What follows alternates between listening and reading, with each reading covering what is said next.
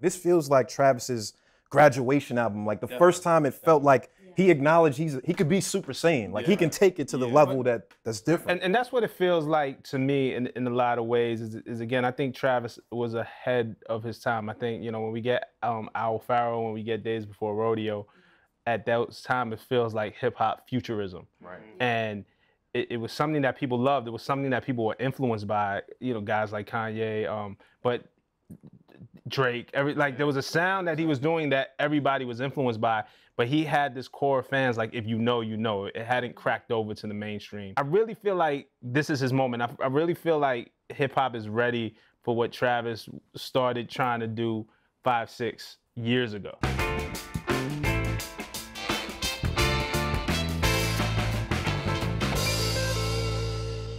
What's up, geniuses? Welcome back to For the Record. I'm your host, Rob Markman. Now, there's a lot of music out right now. I can't get through all of it. I can't believe it. First of all, we got Astroworld from Travis Scott. YG dropped a new album, Stay Dangerous. Mac Miller dropped Swimming. We even got a Herb project, a Moneybagg Yo project. Like, how do you get through it all?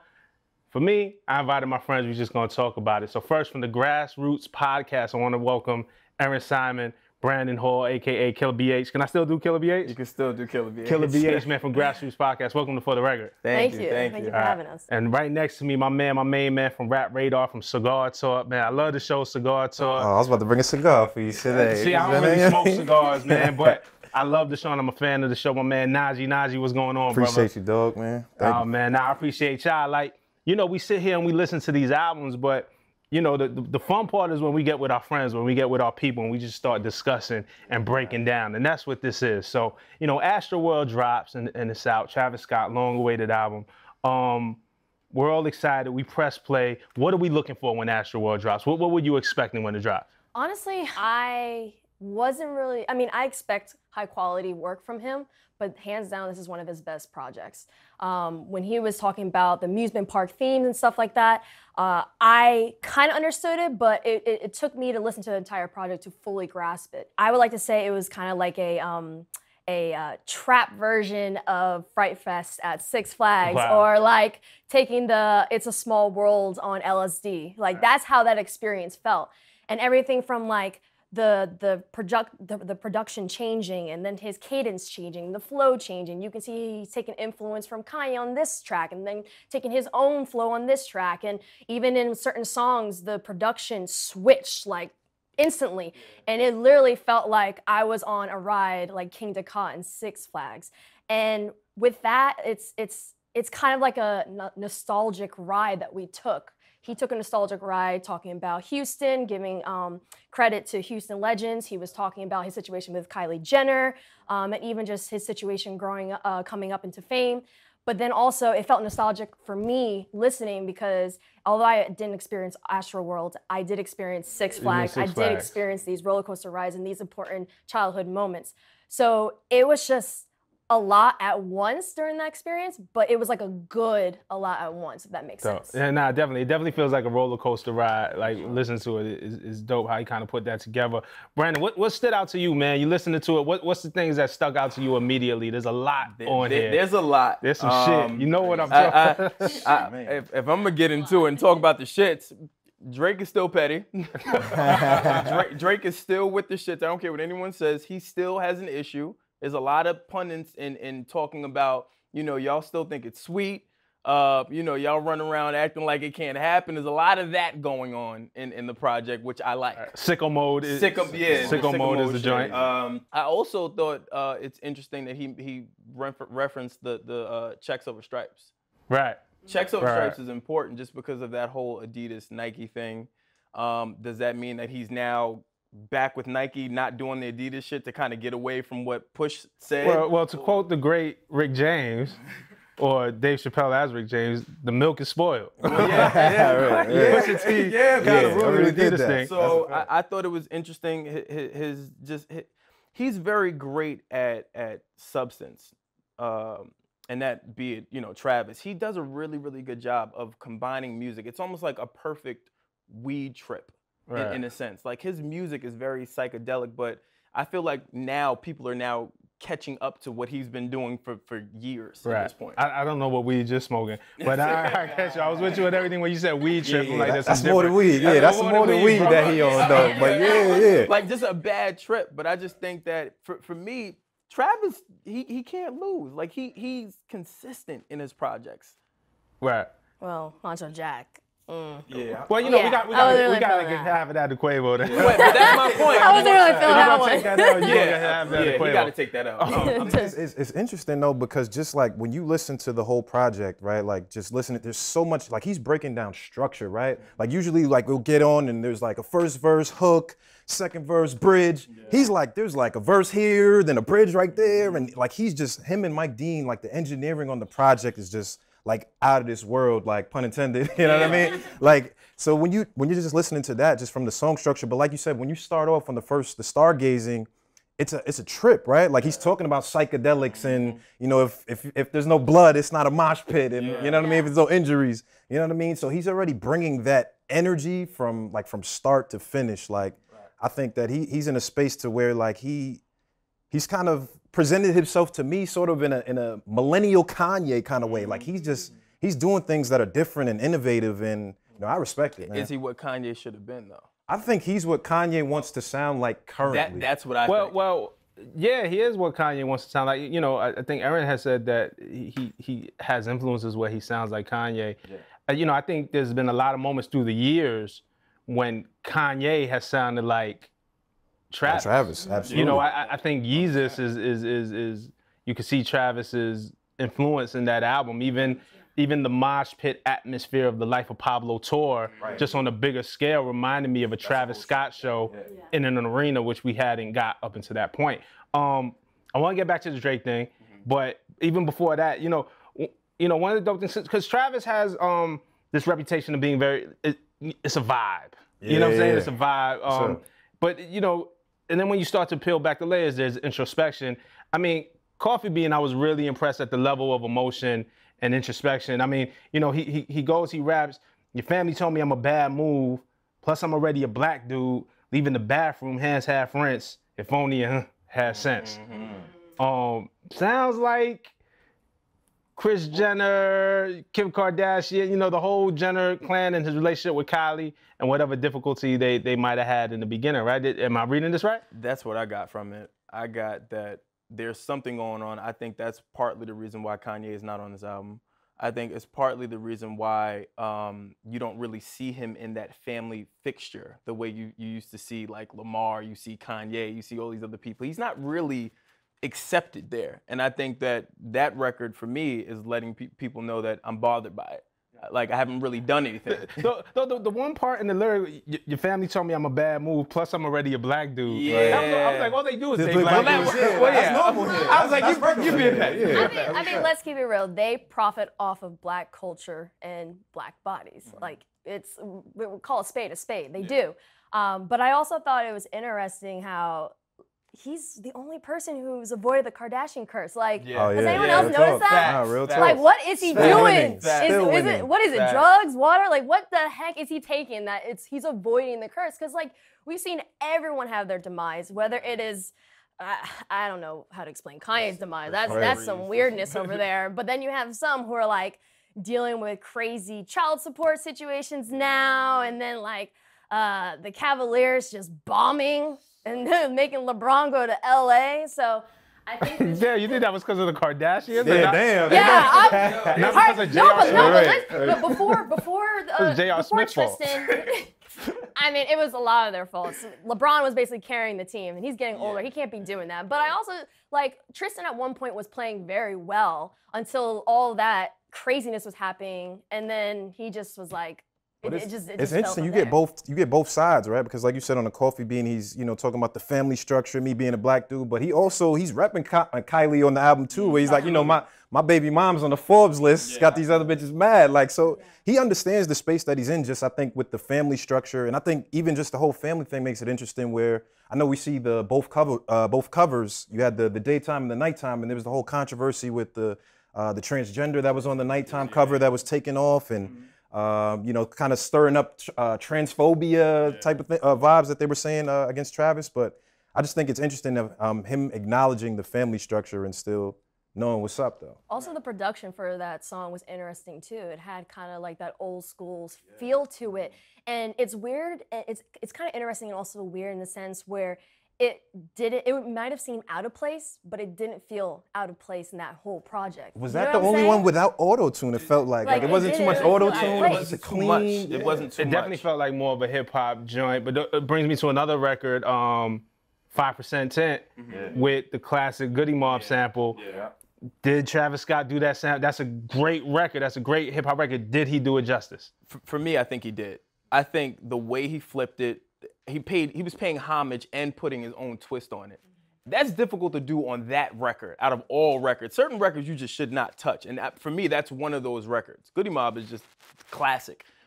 You know what I mean? So he was just you feel the Houston, the Dallas, the whole Texas Screw was vibes. represented. Screw had the God is like one of those records when I don't know whatever I was going through when Monica it hits your soul. Cuddy can make a hit by humming on every song. When Cuddy does major moment that I feel like Travis is having now. Like I said, I referenced the Travis to Kanye thing earlier, but like this feels like Travis's graduation album. Like the first time it felt like he acknowledged he could be Super Saiyan. Like he can take it to the level that's different. And that's what it feels like to me in a lot of ways is again, I think Travis was ahead of his time. I think, when we get Owl Pharaoh, when we get Days Before Rodeo, at that time it feels like hip hop futurism. Right. And it was something that people loved. It was something that people were influenced by, guys like Kanye, but Drake, there was a sound that he was doing that everybody was influenced by, but he had this core of fans, like if you know, you know. It hadn't cracked over to the mainstream, and then you get a couple of songs like Antidote.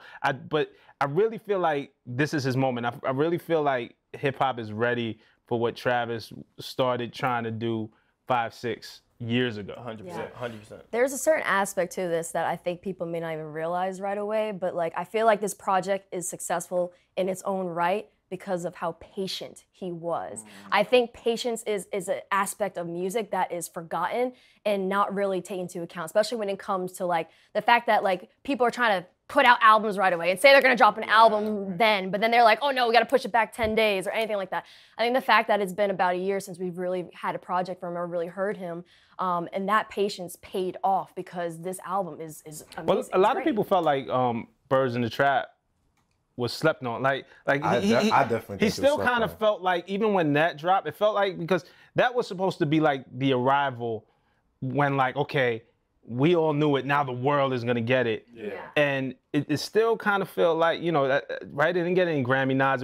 It kind of just, For me, I think it wasn't promoted well, Right. marketing-wise, I think that's where the ball was dropped for that project. I think that the project is great, and I think that it had a lot of substance, but we missed it. But only because it wasn't broadcast to us the way it should have been broadcast to us. I mean, to bring I actually think that's I'm kind of happy. That's a gift and a curse for me because I really like Birds in the Trap, right? Like I love that project, and like Rob said, I believe it was kind of like slept on if we're talking just mass mainstream. But that's what really made him come into the space where he had to step his game up, right? Like being able to be where you put out such a great body of work and people are still looking at you like, oh, that was cool. Like that was all right. That makes you come with a body of work like this, which is just like this I project. also feel like he did it with the ease, though. Like, when you really think about it, his evolution from Birds and Trap to this, there isn't really that much of a difference outside of his cadence. right. Yeah. There's think about it. There isn't really that much of a difference. But sonically, I feel like it was different. Like it Oh, just well, no, felt yeah, yeah, elevated yeah. Yeah, yeah, yeah, sonically. yeah. It and feels all- more refined. Sonically, that's fine- what it just fine-tuned, felt like. Yeah, definitely. real fine tune. Can we talk about how quite possibly and there's great features on this too, right? Frank comes in spitting Drake, Which actually it's sounds spitting. normal, thank God. 21 might have the hardest verse on it. That was just me. That's the 21. wild thing. 21 can't lose with a 21 ad-lib for me. Like, as soon as I hear that, I get excited. I'm like, all right, this is a 21 verse. I'm happy. His feature on there, for me, was the best one. Right. Easily. And I know this is genius. We break it down to wordplay. I know this sounds crude, but bust on the chick's face and call her baby face. I was just like, holy shit. Like, dog, you serious? That was the line that just. It was one of those things. It's like, dog, are you serious? It's a double take. You're like, wait, what? But it's like, god damn, like he really just said that. Fuck. 21 He roll. can get away with it because it's 21 Right, though. right. That's why you can't be mad at it. Right. Any other rapper says that, you like, fam, you like, come on. 21 can get away with that. Nah, it was hard. I think one of my favorite features though is the Weeknd joint. Like the joint with the Weeknd. The Weeknd is always goes crazy, but like I said, that's the most refined Travis. Like I felt like I don't be off perks and mushrooms, but like it feels like the people that are enjoying it. Yeah, you know what I'm Cigar saying? talk, you know how You know that's what I'm another saying? series. I'm on cigar cigar. guy, Yeah, I you know gotta what get up I'm with saying? him. I'm a cigar guy too. So. Xan Right. talk. No, and then you know, I think the chemistry between Travis and The Weeknd is really understated because this is not the first time they've worked together. Like at this point, it's almost like every project, like they're getting together. You know, Expected at this point. I feel like you had something else to say about Drake. I want to make sure, like, and what this because, and not to take away from Travis's moment, but Drake picks and chooses his spot. So is this gonna open up to a larger thing? Well, that's my thing. If you know Drake is very strategic. He's structured in that way. I don't think that it was done by accident that this album came out the way it did right now. I don't think it was an accident that verse came out the way that it did right now. I don't think it was an accident that he just dropped his video that just came out. There's a reason why. He's methodical. He's like a surgeon when he comes to just picking apart situations. And I think you're still getting bits and pieces of him picking apart what's happening. How much longer are we gonna get the you think shit is sweet talk? You know, you're lucky I'm the good guy now. Like for me, you gotta shit or get off the pot at a certain point. My thing is, if you wave the white flag, which we all seen, Jay Prince forced the white flag, he threw in the towel, which that happened. If it's over, you gotta let it be over. You can't be sneak dissing after and trying to like throw some. It don't be but it'd be like allusions to. He alludes Yeah, to but jabs. if think about it, Drake is very strategic, especially when it comes to the internet. I'm playing devil's advocate. Why should I stop when that's gonna market not only myself, but it's also gonna market the project? Drake is like the king of Instagram captions when it comes to lyrics. He knows that if he says something, or even he says something about someone else, even if there's subtlety in it, he knows people that they're gonna use it for Instagram captions. They're gonna tweet it. They're gonna put it out there more. So if anything, like that goes back full circle and helps Travis Scott with his project even more. But the so verse, there's strategy to like it. the Drake verse is hard. It feels like Drake's hardest verses are kind of coming after Scorpion, right? Like the freestyles that he did and this thing. So it's like the guy still can bar off when he wants to bar off. Also, maybe the only guy who can lose an Adidas deal and end up with a Nike deal. Like, you know what I'm saying? It's like- basically. I think it's gonna happen for quite some time. Drake for me is he's extremely petty in that sense. Like he's not going to just give up easily, especially because I feel like he was forced to give up. Like he's often talked about, yo, like I'm always for the smoke. I'm here to rap. Like I don't duck nobody. And he really hasn't ducked anybody. But I think the fact, just hear me out. Just hear me out. The fact that Prince comes in and if you know Prince and who he is, you kind of forced to gotta just shut the respect fuck Jay up Prince. and just That's be Jay quiet. Prince. And that's my thing. So I think the fact that Prince steps in and Drake wants to fight, at least from what I'm seeing, he feels away. So I think them jabs is gonna go for quite some time until he's able to. He knows how to poke the bear. Yeah, he knows how to poke the bear. I know. Hold me back. I know. But I'm just saying, I still feel like if Prince does not intervene, Drake is dropping. I think the fact that he wasn't able to I feel drop, like that too. it- I feel like I that. agree with that. I feel like that. the as well. fact that Drake is not able to drop is why you're gonna get these frustrated No. jabs. He's able to drop. No, I'm saying drop what he the wanted. specific thing Yeah, that he yeah. wanted. I'm to talking about drop. what he wanted to. Now he's Right. gonna still Drake. He's Right, gonna do right. that. I'm saying to drop the diss that he wanted to and to get the pat on the back like chill. He gonna have an issue for a while. Yeah, he's been poking at Kanye for years. 100%. What makes you think he's I'm gonna stop not now? mad at him going at Kanye. Like him and the Pusha, you took that L. That's an L. You just got to hold that. You still up. You know what I'm saying? But you hold that Yeah, L. but you know he's But I'm gonna not hit mad him at him going going through at Kanye. It feels like it's something personal happened between the two. I have no idea what it is, but you can hear the frustration every time Drake raps about Ye. And I'm here for that smoke, man. I just do it already. Like that's my whole thing.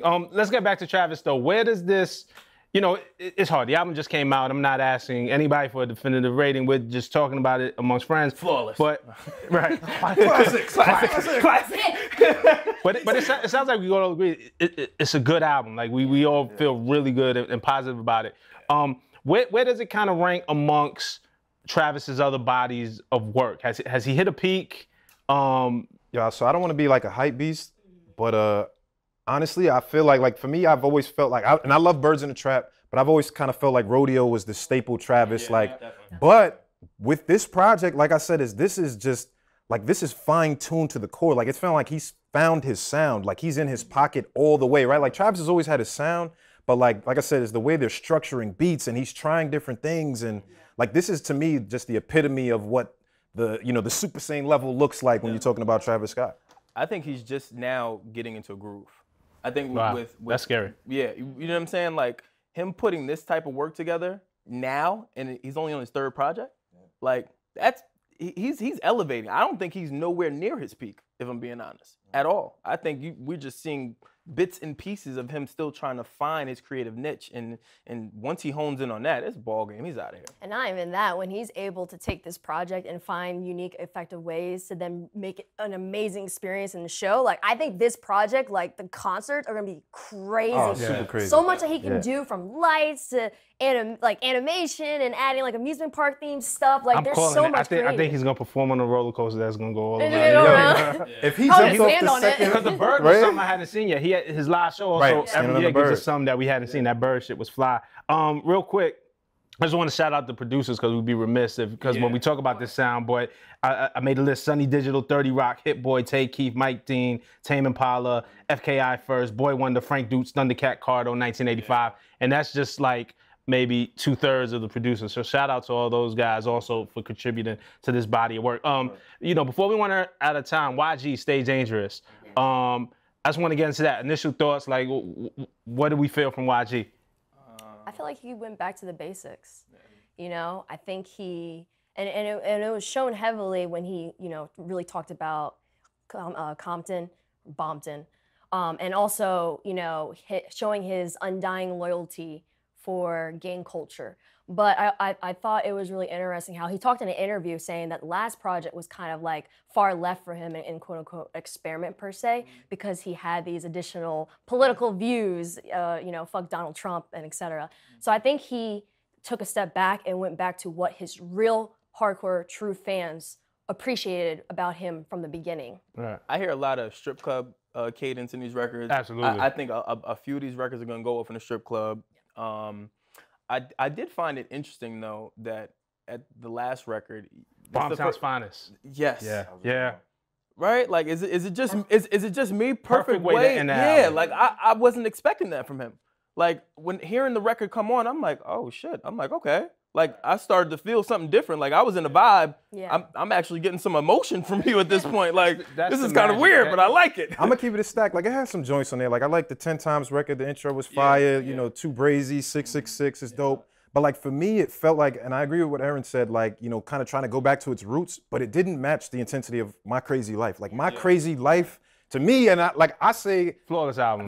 to me, that's a hood classic album. Like I can go back to that and still listen to that. But this felt like if that was Coke, this is kind of Diet Coke to me. Not to say it's bad. I don't think it was a bad album. He had a couple joints. It's on brand. It's on brand, but it ain't Purple Label though. It ain't Purple Label. I did feel I was trying to figure out, and I only sat with it for a little bit.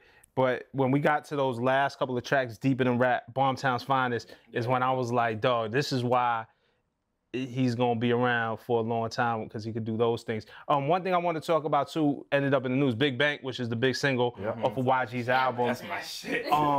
Did you guys catch wind of this Madden controversy? Big Sean, just for the viewers, if they don't know Big Sean's verse on Big Bank, he says, you boys is all cap. I'm Colin Kaepernick. They put the song on Madden, which is a NFL game, and they edited Colin Kaepernick's name out of Big Sean's verse as if it was a curse.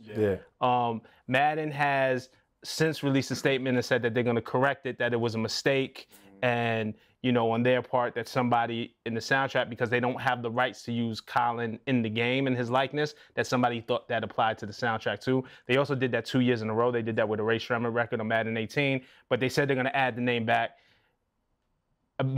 I'm cool on Madden for this year. This is just me, period. But I want to know what y'all think. I'm cool on the NFL, man. Yo.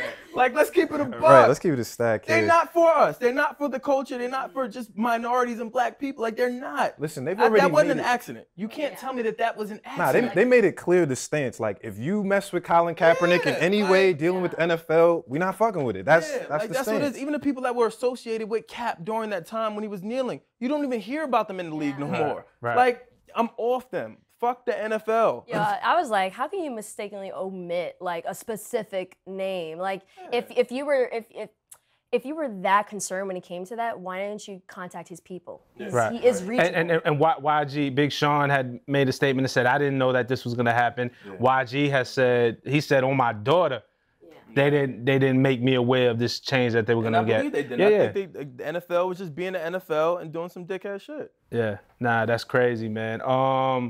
Real quick, damn, I missed the point. I want to go back to Travis for 1 second. Yeah, of course. Because I know, Brandon, we were talking about this.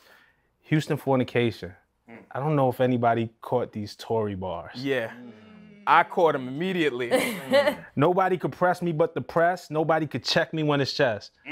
Did you catch that? I caught that. I definitely caught that. But it's interesting because when you see the video, it looked like Tory was turning up. I wasn't there. I don't know nobody who was there, but it looked like Tory was on his. So the whole thing, there was this kind of back and forth for years between Tory and Travis, which seems to be dead now, about style and who influenced who and blah, blah, blah. Tory addressed it on Hate to Say, which was a record off of his last album and at the Malaluna that they had met up, which is this festival. And then all of a sudden we get some leak footage of Tory and Travis's dressing room. Very aggressive. Very aggressive. I ain't gonna lie. If you look at that video, you would think that Travis got punked. We don't have to think. We saw the video. Yeah. And listen, but my thing is if I come up to you in real life and there was problems and we're not addressing it in real life, don't put it on the records. I seen you. And that's my I just thing. saw you, I dog. just saw you. You know what I'm fam. saying? Don't be that I just guy saw to, you, bro. to be the take You know what I'm tough saying? guy now. Yeah, that's what I'm once saying. we part and you start dissing me. That's my only thing. As a man, you kind of gotta. He didn't diss on this record. If you listen to Houston Fornication, it doesn't sound like he's dissing Tory. Nah, Yeah, just a little. He's standing up for himself. It's an acknowledgement. I don't You think know? that's this. I don't Yeah, think yeah, that's- He's just saying, hey, listen, let's be clear. No one checked me. Right. This Yeah, I'm it all just for the didn't- heat. I don't Yeah, care. yeah. I'm all for it. Yeah. I'm with the smoke, He is man. definitely, but she's Man, definitely that's with the smoke. that's what I was telling Brandon before, like kind of a little sidetrack, like how the NBA, I feel like it's so kumbaya. Like I don't want hip hop to be so kumbaya. Like be competitive. Did Draymond just get two-piece? Like what? Kumbaya about. Yeah. Even though he acting like it didn't happen. Right. Yeah, but nah, let's keep it a stack. Let's keep it a stack. Tory gave him the Nike check. He put the Nike check on him in that video. He did. He gave him some flyknits. I watched the video. I ain't gonna you know lie. what I'm That video saying? kind of broke my Come heart. on, a little man. bit. I saw it and I was like, oh man, not Travis. No, not you. But it looks like it's okay. I respect that Travis addressed it and it's Travis standing up for himself, man. Like go ahead. And finally, Mac Miller dropped Swimming as well. There's a lot of music out. Really impossible to digest it all, but just initial thoughts with Mac Miller as well. Yo, it's so dope because like for this project, I think in particular, Mac is singing a lot more, right? Like there's no features on the album. It's just Mac by himself, just giving a lot of himself, right? Like we saw obviously the whole situation play out with Ariana Grande. He lost his girl. She's like engaged to another guy. But it's like, he's not, I feel like he's been in pits of despair before in previous albums, but this is like, he feels down, but it seems like he's okay. Like, I know I'll be okay. And I like that vibe that he's in, man. It's kind of like, you know how there's a 12-step program for alcoholic addicts? It's kind of like his 13th step in terms of getting over Ariana Grande. I think, like, if anything, this project felt like it was more for him in the sense about, like, what you're saying, being okay with not being okay, you know? You go through it, he goes through like, kind of like a drug-filled despair moments in the beginning of the project, and there's certain times where he's like mad, but then there's some times where he reflects on the good time with his girl, but then at the end, it's just like, you know, he doesn't want to keep being in his head, but at the end of the day, like, this is what it is. So I felt like it was just like a situation where people, when they sit down and you're alone and you're in your head, or you're looking in the mirror and you're looking at yourself and you're seeing what other people may see in you. I think he's starting to see what maybe other people were seeing him and some of the problems that he has, and at least he's addressing it now. A lot of self-reflection. Yeah. He also, I mean, he self-reflection. talks about floating and drowning, right? It's called swimming, but there's like a lot of records where, you know, some records he's like floating and I feel okay, I'm leveled off, and there's some records I'm drowning, and you know what I mean? But it just seems like this is all a part of Mac's evolution, and he's always struggled with drugs and addiction, but like, it seems like he's got a handle on it. There's now. a duality to it, though. Absolutely. Like, so when it comes to being like drugged and being high and up in the sky, that's also the feeling that you can have with love in a positive manner and also in a negative manner. So it's kind of like when he was talking on specific tracks, that drug feeling kind of production, that high kind of production, gave you that sense of duality. It's so funny, his evolution. I remember Mac. You know, I've been a fan for a long time. If you look at the Kids mixtape, you know, if you look at Blue Slide Park, if you look at Best Day Ever, like that version of Mac, and really start to chart his progression as a man, but also as a musician, and so what, because you know it's a lot more jazz, it's a lot more soulful. You know, and he really started when he was a kid, fresh out of high school, and he's thrust into you know, the spotlight. This is just my only thing. My only thing is, Oh, here we go. If I'm keeping it a buck, because none of y'all say, I feel like a lot of this project sounds like Mad Artists. He sounds like Anderson .Paak. He sounds, I hear a lot of cadence of Frank Ocean. Yeah, one track, Music Soul Child. Yeah, music soul. I hear a lot of cadence. I still don't know who he is. I'm not getting that from him. But it just felt like influence, and I agree with you. It felt like an Anderson .Paak, Terrace Martin kind of vibes. But the thing is, I don't think that's I don't think that's a bad thing. I mean, like we just mentioned Travis. There's so many people influenced by Travis and Kanye, and it didn't feel disingenuous to me. It just felt like, you know, that's, I guess, the sound that he embraced, being around TDE and these guys. And I think that's the musicality of it. I was actually really happy because Mac goes off to experimental. I mean, he did the jazz album at one point. Yeah, the Divine Feminine. The Feminine was really experimental. I really appreciate the raps on this album. I feel like the hooks, he kind of sings and takes it to another place, and that's when I start to hear some of the influences that you're talking about in the sound beds. And then when he raps, you know, it kind of reminds me of, I was listening to it, it gave me the feeling of like how I used to feel listening to maybe a Tribe Called Quest album when I was coming up. You know what I'm saying? It'll give you that vibe. Maybe not the same type of impact. Right. But it gives you that vibe. That's Rest in peace to Fife, man. Yeah, Right, absolutely, man. That's not. But Yeah. it gives you that feel. My only thing is when I listen to artists like this, and again, I'm not the biggest Mac fan, but I'm familiar with him and familiar with his bodies of work. I like progression. Like we talked a lot about progression on the show, right? We talked about seeing that, you know, Travis transcend, seeing where YG's at. I still don't feel like he's evolving the way he should. I see it. I see it different because I just saw him as a kid, like Donald Trump, like just who he was as a kid and who he is now. It feels very centered. I actually do see the progression. I mean, I agree. Maybe that Just you're the looking point for. is like Mac's singing is even different, right? Like this album, he's singing a lot. Like we didn't, like Mac was pretty rapidy rap early on, you know what I mean? And you're now getting experimental. You might not like it, you know what I mean? There's a couple tracks that's like a little That's the thing. but I'm it's rapping experimental. Like Yeah. I'm that guy. I feel it. That's my. I got to sit with him more. Do you feel like, okay, even if he has found his sound or his lane or has matured, do you feel like through the lyrics it shows that he still doesn't quite know who he is, or like does that kind of like translate over to the music? Is that how you feel? That's what I'm saying. That's how I feel. I feel like him lyrically, he doesn't know, and I that's okay. You know what I'm saying? Cool. But for me, I was looking forward to this project to get that from him. Right. But listen, I That's mean, my that's point. reflective of his life. Like I think he doesn't know because he doesn't know where he's at. If somebody stole your girl, you gonna feel like that too. You know what I mean? That's just how it goes. I'm just saying, this is. I don't, man. But we're gonna get into that a whole nother time because I got a lot of theories about this Pete Davidson thing, this Ariana Grande thing, man. I don't think everything is as it seems on TMZ. Don't get neither. tattoos if you're girl. That's crazy. But man, for right now, man, I just want to thank y'all for coming through the show. There's a lot of music out. There's a lot to digest. Again, Her has an album which I haven't listened to. I want to get into. I can't wait to get into that. Moneybagg Yo has a project I want to get into. But I just wanted to have you to kind of help me through this process of digesting the music that we're listening to and helping, you know, the audience to understand what they're listening to. So those are our opinions. Just let us know what you're feeling in the comments. What do you think of Astroworld? What do you think of Swimming? What do you think of Stay Dangerous? And, you know, talk to us. We talk back, man. This Rob Markman is For the Record.